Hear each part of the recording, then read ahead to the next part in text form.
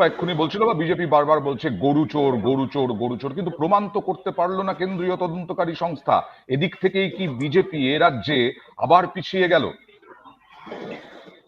দেখুন, আজকে শতরূপাধি এবং প্রদীপ্ত হয়তো কিছু বাকবিতণ্ডায় মিটবে, কিন্তু আসলে আমার যেটা মনে হচ্ছে, যে আমার মনে পড়ে যাচ্ছে যে বিলকিস বানু ধর্ষণ কাণ্ডে যারা মুক্তি পেয়েছিল সেই সময় এরকম লাড্ডু বিতরণ হয়েছিল, প্রচুর আনন্দ হয়েছিল।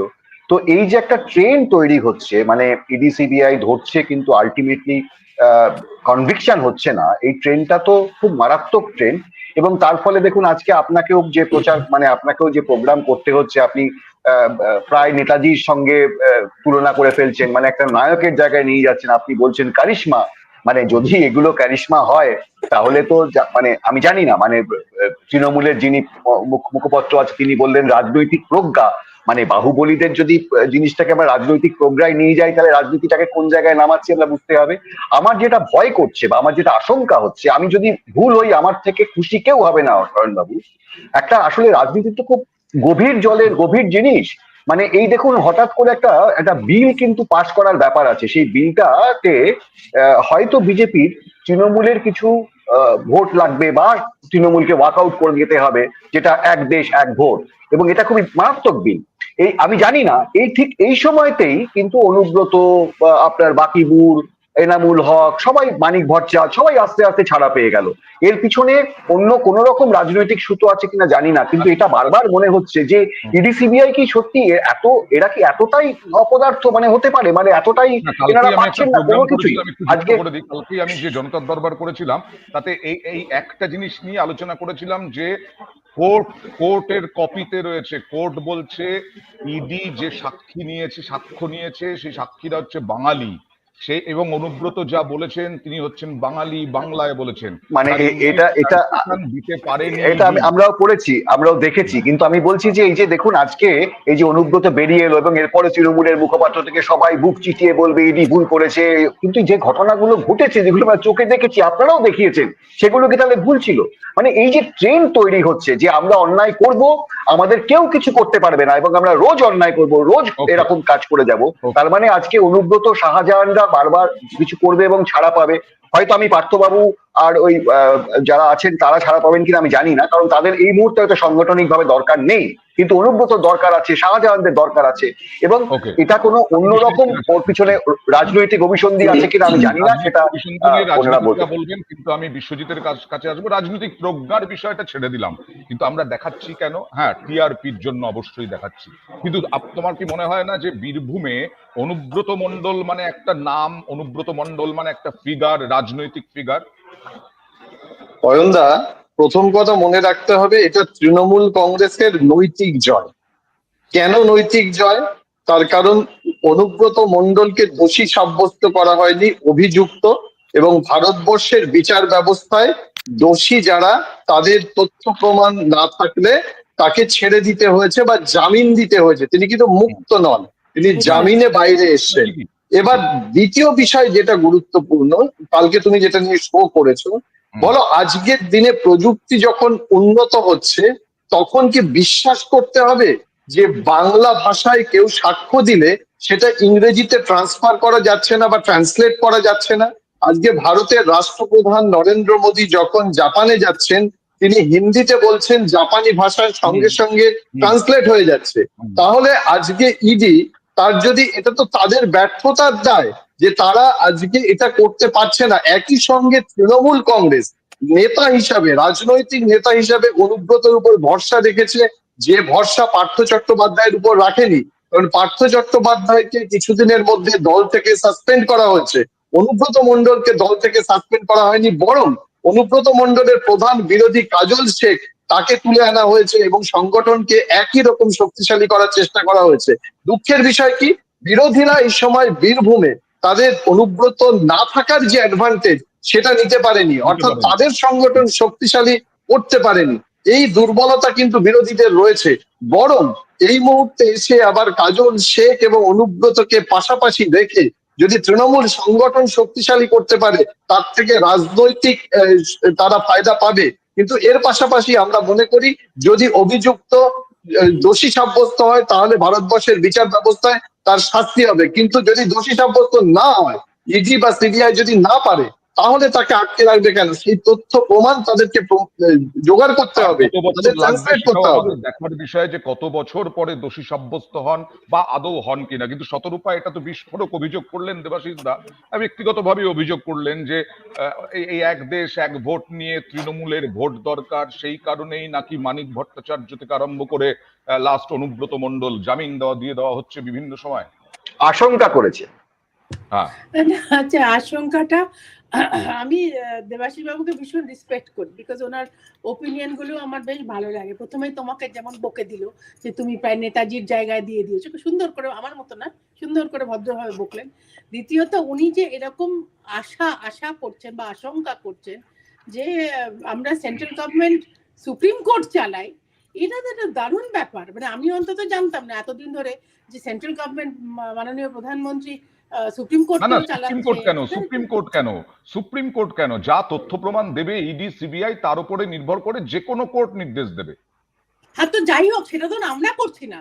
জুডিশিয়ারি তো আলাদা, জুডিশিয়ারি তো আমরা চালাই না, জুডিশিয়ারি নিজেদের মতন চলে। তো যাই হোক, এরকম আশা করছে এটা যেন ভবিষ্যতে যদি হয় সবারই সুবিধা হবে। আমার মনে হয় না এই মুহূর্তে ডেমোক্রেসিতে এটা হচ্ছে বলে।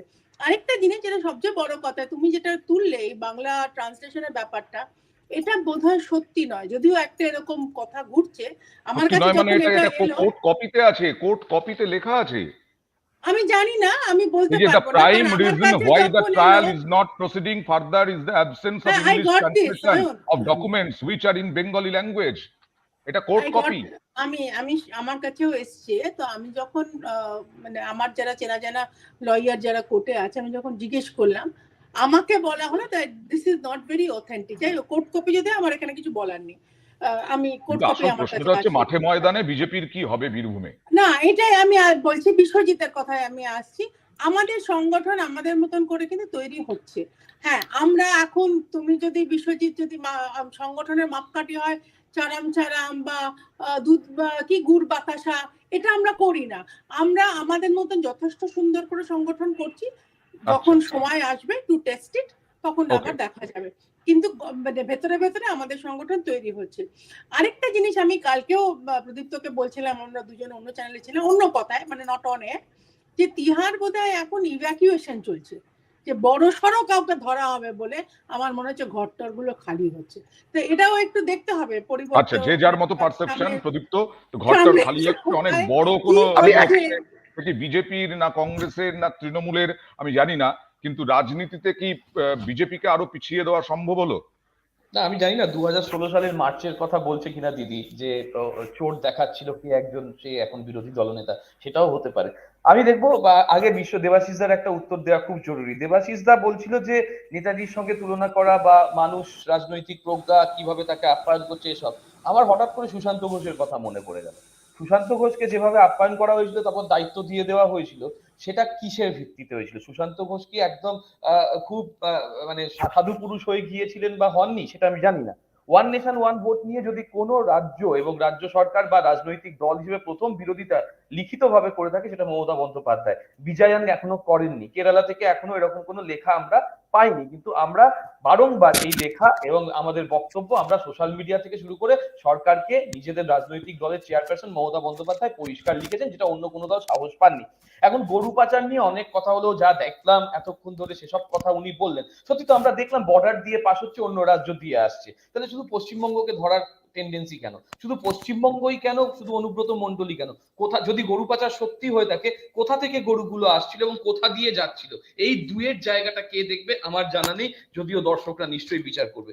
আশঙ্কা আর কল্পনার মধ্যে একটা পার্থক্য আছে। দেবাশিস দা আশঙ্কা করছেন যে ওয়ান নেশন ওয়ান ভোটে কি হবে কি হবে না, কিন্তু আমি বলবো যে দেবাশিস দা যদি দেখাতে পারেন যে সিপিআইএম এর তরফ থেকে একটা লেখা গেছে, বা অবশ্য সিপিআইএম থেকে লেখা যায় না, সিপিএম থেকে ভুল ছবি দিয়ে আবার ভুল স্বীকার করে নেওয়া হয়, যেটা সম্প্রতি আমরা দেখতে পেলাম গণশক্তিতে। কিন্তু সিপিআইএম একটা চিঠি, ওই ভুল চিঠিও দেখাতে পারবে না যে ওয়ান নেশন ওয়ান কার্ডের কনটেক্সটে একটা বিরোধিতা করেছে, সেটা পিনারাই বিজয়নও করেছে, যদি দেখাতে পারে। এবং লাস্ট কথা হচ্ছে এই যে ভাষা নিয়ে, এমএইচআরডির একটা commission for scientific and technical terminology আছে, জানেন তো, সিএসটিটি। তারা আবার এই বাংলা ভাষা প্রমোট, বিহার ভাষা প্রমোট, বিভিন্ন ভাষা প্রমোট নিয়ে কথা বলে এবং তার ট্রান্সলেশন করে। সেই ট্রান্সলেশনের জন্য আবার একটা টাকা তাদের দেওয়া হয়, সিএসটিটি। এটা এমএইচআরডির অধীনে আছে। তা তারা কি করছিল? সেটা তো গভর্নমেন্টের একটা সংস্থা, সেখানে তো গভর্নমেন্ট লোক বসিয়ে মাইনে দেয়। আমি দেবাশিস দার কাছে একটু আসবো। দেবাশিস দা, আপনি বললেন নেতাজি নিয়ে, ঠিকই আমাকে ঠিক আছে, নেতাজির না মতো করে আমি নয়, জাস্ট আমরা যেরকম ভাবে সাধারণ মানুষ বলতে তৃণমূল কংগ্রেস কর্মীরা যেভাবে স্বাগত জানিয়েছেন সেইটা আমরা দেখাচ্ছিলাম। এখানে বিষয়টা হচ্ছে বাম আমলেও এরকম বহু প্রভাবশালী, তাকেও আমরা মিডিয়াতে প্রচুর এরকম এন্টারটেইন করেছি, আমরা দেখিয়েছি।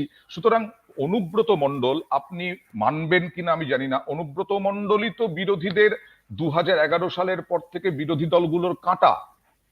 হ্যাঁ, না আপনি ঠিক বলছেন। আমি বলছি যে বামেরাও একেবারে ধোয়া তুলসী পাতা নয়, তারাও প্রচুর এরকম ভুলভাল কাজ করেছে, তার ফলে আজকে তাদের অবস্থা খুবই খারাপ। কিন্তু আমরা তো সেই খারাপ জিনিসগুলোকে মডেল হিসেবে নিতে পারি না। মানে আমার খারাপ লাগাটা হচ্ছে যে এই যে অনুব্রতর মতো লোকেরা যদি রাজনীতি প্রাঙ্গণে এসে দাঁড়িয়ে তারা হাইলাইটেড হয়, তাহলে তো রাজনীতিটা একেবারে গুলিয়ে যাবে। এবং আজকে যে রাজনীতির মধ্যে এত দুর্নীতির মিশ্রণ হয়েছে, তার কারণটা কি? তার কারণ হচ্ছে রাজনীতির, আমরা কি করতাম আগে একটা আলোচনা করলে চার একটা তাত্ত্বিক আলোচনা হতো, সেটার ইমপ্লিমেন্টেশন হতো, আজকে আদর্শ বলে একটা বস্তু ছিল, সেই জিনিসগুলো তো আস্তে আস্তে হারিয়ে যাচ্ছে রাজনীতি থেকে। মানুষ আজকে, সাধারণ মানুষ আজকে কতটা বিরক্ত এবং কতটা ঘৃণা করছে আজকের যে রাজনৈতিক দলগুলোকে, সেটা প্রমাণ হচ্ছে। আপনি দেখবেন এই যে রাজ্যিকর ইস্যু নিয়ে যা যা আন্দোলন হয়েছে, কেউ একটা রাজনৈতিক পতাকা রাখতে চায়নি, এবং প্রত্যেকে জানে অরাজনৈতিক বলে কোনো কথা হয় না, কিন্তু অরাজনৈতিক শব্দটা ইউজ করেছে। তার কারণ তাদের একটাই বক্তব্য, এই যারা রাজনীতির জায়গায় আছে, সে বিজেপি হোক, সিপিএম হোক, কংগ্রেস হোক, তৃণমূল হোক, সবাই এক শাসক হয়ে তারা সমস্ত মানুষের উপর অত্যাচার করছে। মানে এটা কিন্তু খুব দল হিসেবেও বিজেপি বা তৃণমূল দায় দায়িত্ব নিতে পারছে না আদর্শ। না না, একেবারে একেবারে আপনি দেখুন না। আমি দেবাশিসদার সঙ্গে এই জায়গায় দেবাশিসদার সঙ্গে এই জায়গায় একমত যে আদর্শে অনেক বিচ্যুতি ঘটেছে। 1, 2, 3 চুক্তির পরিপ্রেক্ষিতে সোমনাথ চট্টোপাধ্যায়ের ভূমিকা আমরা সবাই জানি, এবং সোমনাথ চট্টোপাধ্যায়কে কিভাবে দল থেকে সরিয়ে দেওয়া হয়েছিল সেটাও জানি। তার পরিপ্রেক্ষিতে সিপিআইএম এবং কংগ্রেসের যে ডিভিশন বা বিবাহ বিচ্ছেদ সেটাও দেখেছি, আবার পরে মিলনও দেখেছি। ফলে সেইখানে আদর্শ কি হলো জানি না, গালি মে চোর হে রাজীব গান্ধী চোর হে, পরে দেখা গেল যে রাজীব গান্ধী সম্পূর্ণ ওখানে মুক্ত হয়ে গেলেন। ফলে কোথায় আদর্শ বিচ্যুত হচ্ছে, যারা আদর্শের একটা জামা গায়ে নিয়ে ঘুরে বেড়ায় সারাক্ষণ, তারা যে সব থেকে আদর্শ বিচ্যুত একটা রাজনৈতিক দল, সেটা খুব পরিষ্কার হয়ে গেছে। আর আমরা যে প্রথম থেকে বিজেপির বিরোধিতা করে আপকি বার 400 পার আটকেছি, আপকি বার 200 পার আটকেছি, এবং প্রকৃত প্রস্তাবে বিজেপির বিরোধিতা করে যাচ্ছি, সেটাও মানুষ দেখতে পাচ্ছে। আমি বিশ্বজিতের কাছে আসবো।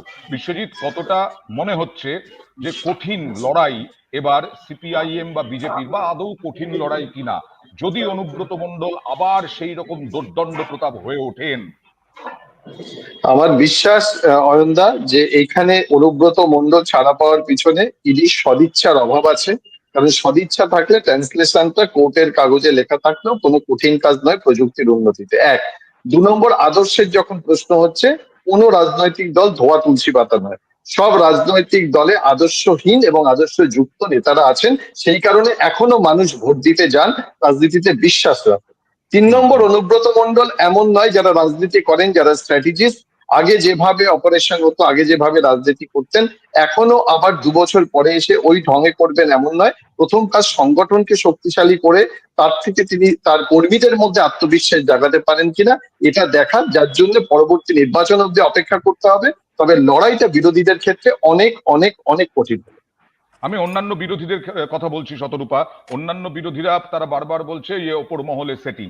এই যে বারবার দেখা যাচ্ছে বিভিন্ন ক্ষেত্রে বলা হচ্ছে সেটিং, আমি বলছি না, বলা হচ্ছে সেটিং, কিন্তু ঘটনা হচ্ছে যখনই রাজ্য বিজেপি লড়াই করার চেষ্টা করছে, উঠে দাঁড়ানোর চেষ্টা করছে, তখন কেন্দ্রীয় নেতৃত্ব যদি সেটিং, আমি সেটিং এর কথা বারবার বলছি বিরোধীদের কথায়, যদি তাই হয় তাহলে রাজ্য বিজেপির মুখ তো পুড়ছে বারবার।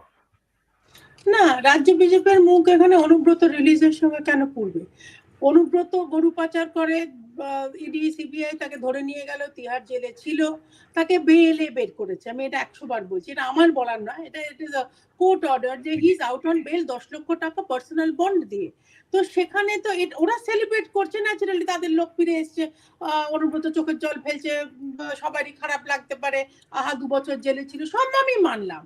কিন্তু তাই বলে প্রত্যেকটা কথা এই সেটিং ধরে তোলা, এবং প্রদীপ্ত আর শিক্ষিত ছেলে সে পর্যন্ত দেশ ভ্রমণে চলে গেল, সবাই যায় আমি মানলাম, দেশ ভ্রমণে গেল তাও আমি মানলাম, কিন্তু গরু আসছে উত্তরপ্রদেশ থেকে বেঙ্গলে, সেটা তো আর জিওগ্রাফিক্যাল ইন্টারন্যাশনাল বর্ডার করে ক্রস করে আসছে না। গরু তো যেখান থেকে যেখানে সেখানে যেতেই পারে।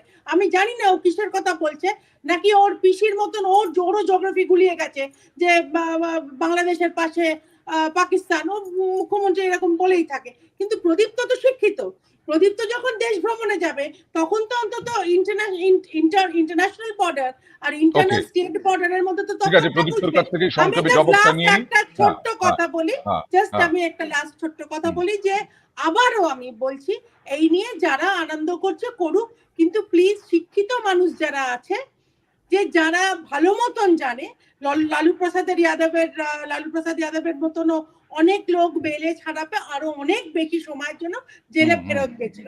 ইট is a matter of time. Tihar jail হয়তো বললাম renovation it's a matter of time. আমি শতরূপাদিকে সারা ধন্যবাদ দিতে জীবনের চাই যে জন্য সত্যি নয় তৃণমূলের। না আমি শতরূপাদিকে ধন্যবাদ দিতে চাই যে শতরূপাদি ঘুরিয়ে স্বীকার করলেন যে one nation one vote is not possible one nation one vote, কারণ আমাকে দেশ ভ্রমণ করতে দেওয়া যাবে না। বাংলার বিজেপি পার্টি বা বাংলার জঞ্জাল পার্টি হয়ে থাকতে হবে, ভারতীয় জনতা পার্টি হওয়া যাবে না। আর আমি আমি বললাম আমি বললাম ঘুরিয়ে বলেছো কেন? ঘুরিয়ে বলি না আমি কোনো কথা, আমি সোজা কথা বলি। আমি সোজা কথার মধ্যে আমি ঘুরিয়ে ধরছি, আমাদের তো ঘোরানো স্বভাব আছে। আমি বলছি যে শোনো না, আচ্ছা ব্যাখ্যা ঠিক আছে। আমি কেন ব্যাখ্যা, তার কারণ আমি দেশের বাসিন্দা, দেশের মধ্যে 326 ভোট দিই। এক্স্যাক্টলি।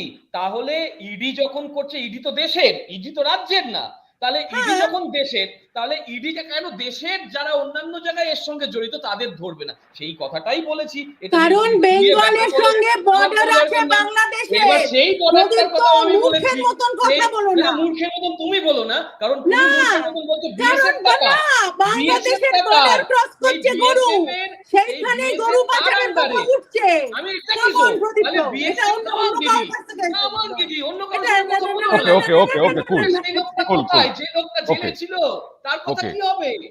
সবাই আছে। একেবারেই আমাদের জনতার দরবার শেষ করার সময় হয়ে গেছে, কারণ অনুব্রত মণ্ডল অসিত মাল সাংসদ এই বিকেল বেলায় তিনি অনুব্রত মণ্ডলের সঙ্গে দেখা করতে গিয়েছিলেন। এই অসিত মাল কিন্তু